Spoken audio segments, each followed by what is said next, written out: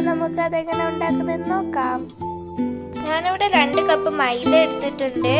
ഇതിലേക്ക് 1 teaspoon yeast add ചെയ്ത് കൊടുക്കാം. ഇനി ഞാൻ ഒരു ബൗളില് 1 മുട്ടയും 3 ടീസ്പൂൺ പഞ്ചസാരയും 1/2 ടീസ്പൂൺ ഉപ്പും ചേർത്തെടുത്തിട്ടുണ്ട്. ഇതൊന്ന് മിക്സ് ചെയ്തെടുക്കാം. ഇനി ഇതിലേക്ക് 2 ടീസ്പൂൺ ഓയിൽ ഒഴിച്ചു കൊടുക്കാം. ഇനി ഇതിലേക്ക് 1/2 കപ്പ് പാലും കൂടി ഒഴിച്ചു കൊടുക്കാം.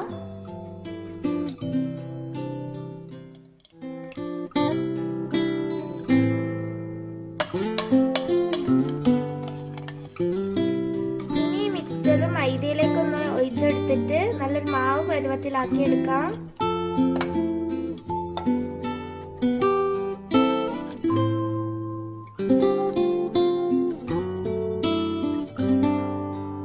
നന്നായി കുഴച്ചെടുത്തിട്ടുണ്ട്.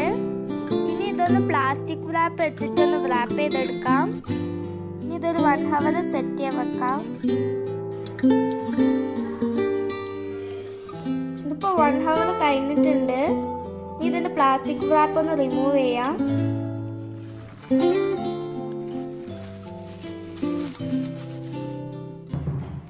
ഇതിപ്പോ നല്ല സോഫ്റ്റ് ആയിട്ട് വന്നിട്ടുണ്ട്. ഇനി ഇതിന്റെ എയറൊക്കെ പ്രസ് ചെയ്ത് കളയാം.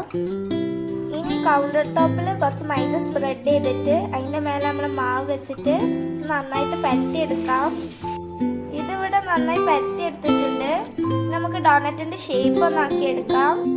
ഇത് സർക്കിൾ ഷേപ്പുള്ള എന്തെങ്കിലും വെച്ചിട്ട് ഒന്ന് കട്ട് ചെയ്തെടുക്കാം. ഇത് ഞാൻ സർക്കിൾ കട്ട് ചെയ്തെടുത്തിട്ടുണ്ട്. ഇനി ഇതിന്റെ സെന്ററിൽ ബോട്ടിലിന്റെ ടോപ്പ് അറ്റം വെച്ചിട്ട് ഒന്ന് കട്ട് ചെയ്തെടുക്കാം.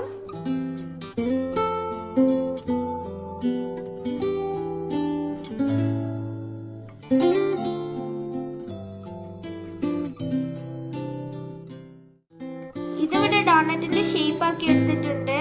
ഇതൊരു 1/2 hour സെറ്റ് ചെയ്യാൻ വെക്കാം. ഒന്ന് ഗോൾഡൻ കളർ ആവുന്നത് വരെ ഓയിലിട്ടൊന്ന് ഫ്രൈ ചെയ്തെടുക്കാം.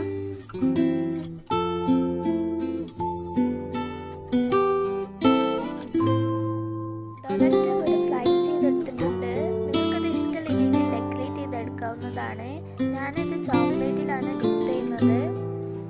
വളരെ ടേസ്റ്റി ആയിട്ടുള്ള ഡോണറ്റ്സ് ഇവിടെ റെഡി ആയിട്ടുണ്ട്. നിങ്ങളിത് തീർച്ചയായിട്ടും ട്രൈ ചെയ്ത് നോക്കണം.